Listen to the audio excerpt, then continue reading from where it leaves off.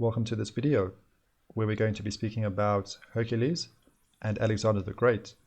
And does the Bible show us an interesting connection between the two? This is a depiction of Alexander the Great.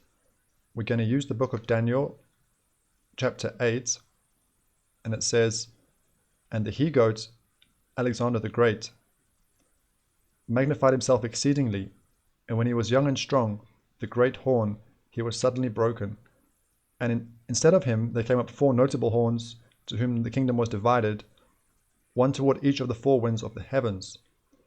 Now, the Bible doesn't actually say Alexander the Great. This has been added, because with hindsight, we know that the prophecy is speaking about Alexander, but being identified as the he-goat. So we're going to be speaking about the goats in this video. But before we do that, I would like to just think about the genealogy, because Alexander claimed to be a descendant of Hercules. So that would make him a descendant of, the god Zeus in the Greek mythology. We do have in the mythology Macedon, and it says the ancestor of the ancient Macedonians. So you might think that this would be the genealogy for Alexander, but it's not the genealogy that we're actually given. We have Hyllus. So Hyllus, the son of Hercules, the son of Zeus. This is actually the genealogy for how Alexander claims to be descended from Hercules. And then it speaks about, in this mythology, that Hercules was supposed to be ruling over these regions, these kingdoms, like Sparta. But because of the cunning of Hera, he didn't get his possessions. And then when he died, his descendants would try to reclaim what they would feel would be rightfully theirs. And this is known in the mythology as the return of the Hercules, or the return of the Dorians, so the invasion of the Dorians.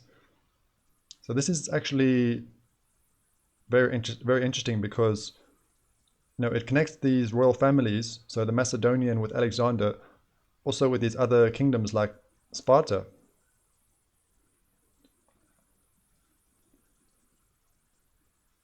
So it's very interesting, this connection with Alexander to Hercules to Zeus, because when Alexander comes to Egypt, we learned about this, that to legitimize taking power and be recognized as the descendant of the long line of pharaohs, Alexander made sacrifices to the gods at Memphis and went to consult the famous oracle of Amun-Ra at the Siwa oasis in the Libyan desert, at which he was pronounced the son of the deity Amun. So, Alexander coming to Egypt to try, say, I'm not really, foreign. I'm actually a legitimate ruler of this land. And it's interesting that if we go back to the page on Macedon, there's different genealogies for Macedon. So we have one, the son of Zeus, another one, the son of Aeolus, but an interesting one, son of Osiris, the Egyptian god. And it says here, according to Herodotus, Osiris was the Egyptian Dionysus, and the house of the Ptolemies claimed descent from Dionysus. So the Ptolemies were the Macedonian royal dynasty of Egypt. So it's another example of the Macedonians coming to Egypt, but they're saying that we are actually the rightful rulers, or we are legitimate, because the Ptolemies claiming to be descended from Dionysus, and Herodotus connects that with Osiris, and Alexander claiming to be the son of the deity Amun. And we've been learning from this work of Sir Isaac Newton how all these names could be connected. And we even have here Hercules, a king of Egypt. So with Hercules, a king of Egypt, what does that say about Zeus, his father? So we can see how with Alexander claiming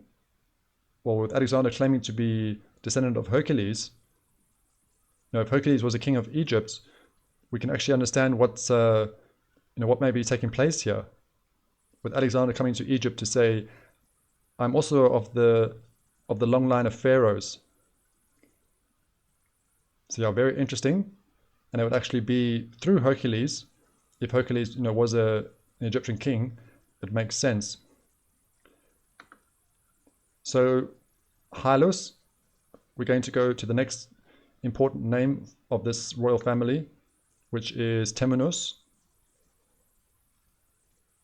So it says the great-great-grandson of Hercules. And then the next name we're going to try speak about is Chronos.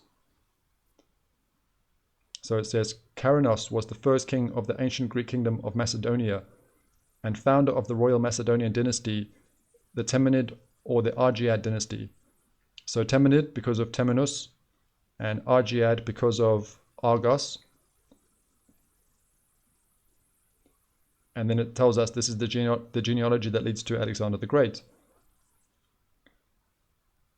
So yeah, just interesting that it actually leads back to Hylos, son of Hercules, and it doesn't actually go back to Macedon, which says here is the ancestor of the ancient Macedonians. So yeah, not always straightforward with the mythology. So we're not going to try and interpret anything. We're just going to look at what we've been given. So now we want to think about Chronos, and we're going to use the source that we mentioned in the previous video, the Etruscans and the Celts. So the connection with the Etruscans and the Celts. And in this work, it's very interesting how it describes Hercules as the goat hero and Labro, another name for goat. So Hercules as the goat hero, and we started with the book of Daniel, Alexander the Great being described as the Hegoat. So is this showing the connection between Alexander and Hercules with the connection with the goat? We're going to read quite a bit from this source because it's very interesting, and I don't think many of us would have heard of this before. So we'll just read from here.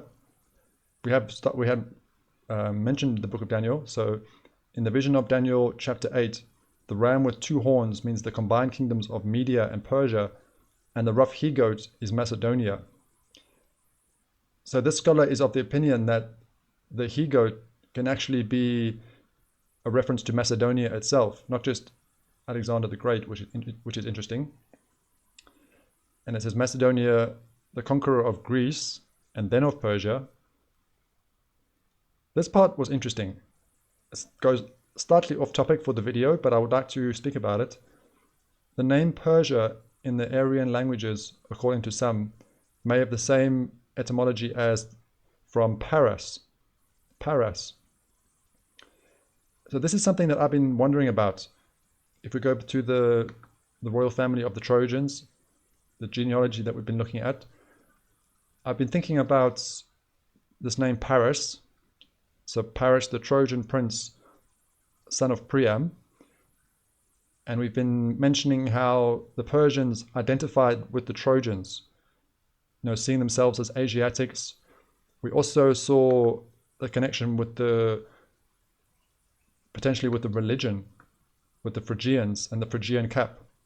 So there was this potential connection with the Trojans, also with religion. But then what about with this name? Because Paris, we saw that there were tribes in Europe. There was a tribe called the Pharusi in Europe, but there was also a tribe called the Pharusi in Britain. But then we've also spoken on the channel about a tribe called the Pharusi. Let me just highlight it here. So a tribe in North Africa called the Pharusi, sometimes Persae, are said to have been the companions of Hercules. So why would the Persians be companions of Hercules? Well, that's something to think about. So I'm just wondering about these names because we've got the Pharusi in North Africa, and there's examples of the tribes in Europe called the Parisii,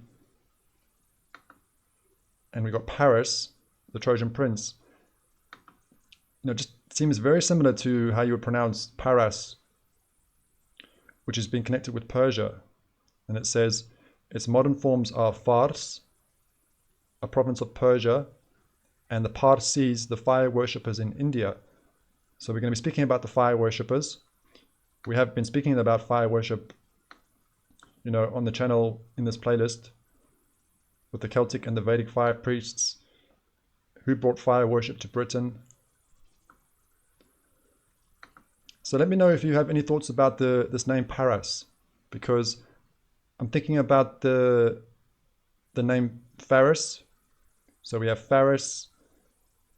That's going to be bringing us towards Arabia and Persia.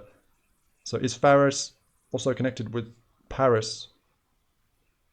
I'm just asking because I'm not.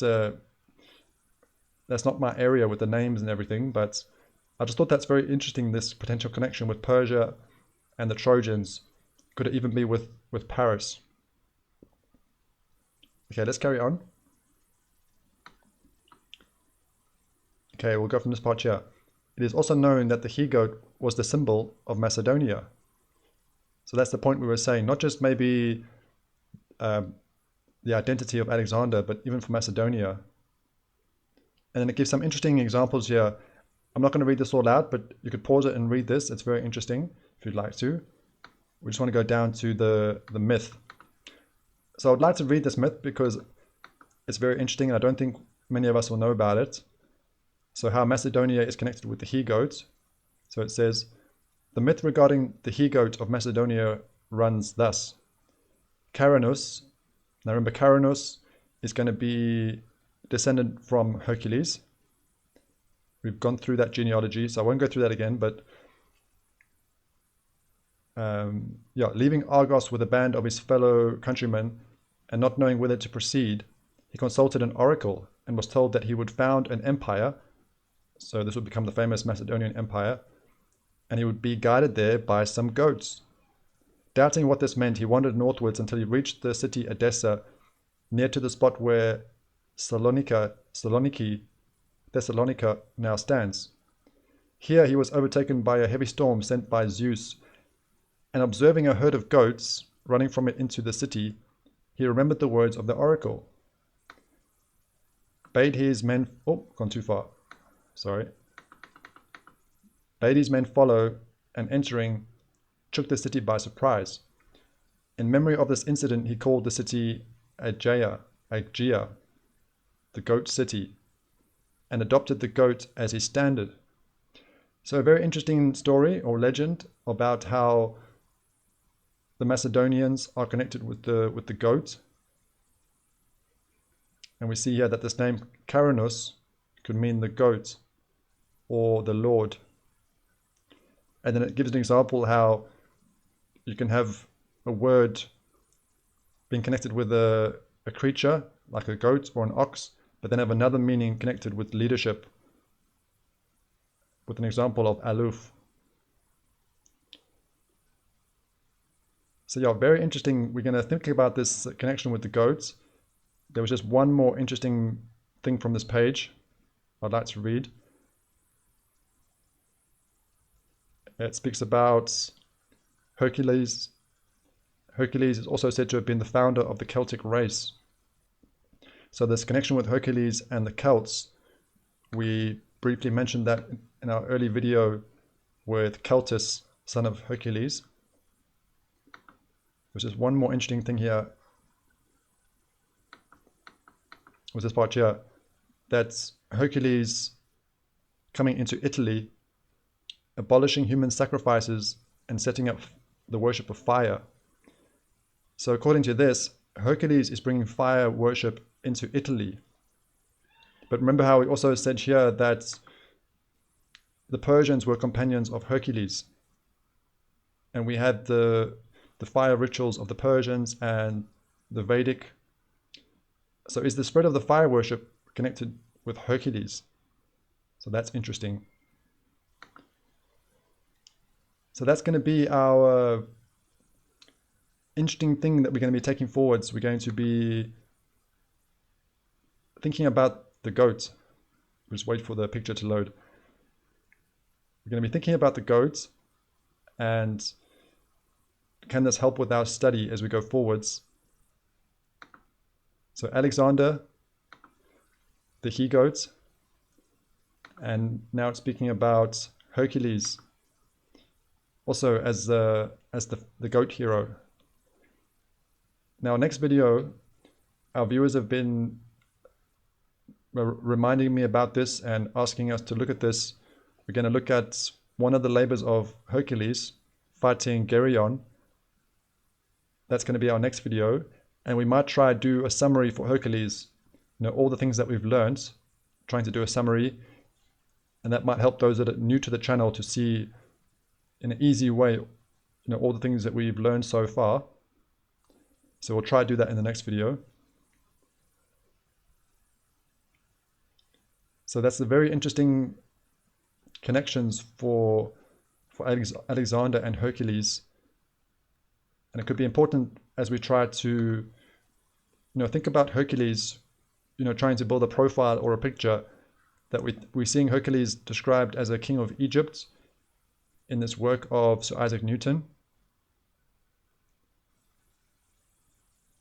But then also we're seeing Hercules being connected with the Persians.